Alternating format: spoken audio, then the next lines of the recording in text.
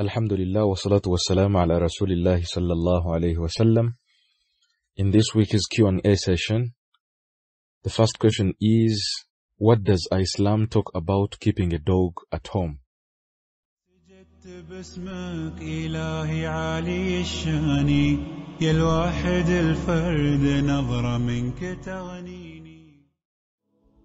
Now, first of all, we need to appreciate the fact that dogs are extremely najis, they're impure and they're unclean, as the Prophet sallallahu alaihi wasallam, as it is recorded in Sahih Muslim, that he said that if a dog drinks from a vessel of any one of you, let him wash it 7 times. And in fact, in one narration, it is stated that let one of those 7 times be with soil. So this puts it out clearly that dogs are extremely impure and they are not things that we need to put close to us all the time. And there has been a bit of a controversy from scholars from that time even up to now, that is it that the dog itself is impure, or is it the saliva of the dog that is impure? But the point of the controversy is not our issue here, as our brother is asking about the permissibility or what Islam talks about keeping a dog at home. It would also be noted that the Prophet sallallahu alaihi wasallam highly discouraged owning a dog, as Bukhari narrates in his Sahih that the Prophet Muhammad sallallahu alaihi wasallam said, whoever keeps a dog, his good deeds will decrease every day by 1 qirat. And a qirat is, some companions and some scholars have said that a qirat is the weight of the mountain of Uhud. And the Prophet says that whoever keeps a dog, his good deeds will decrease every day by 1 qirat, unless that dog is for farming or herding.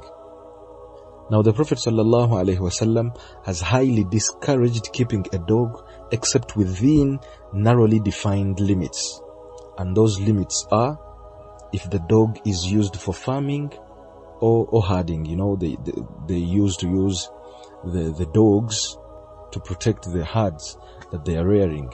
So a dog might be used for protection, for protecting your herd, for protecting your sheep, and it will also be used in any other case, just like the Quran explicitly puts it out.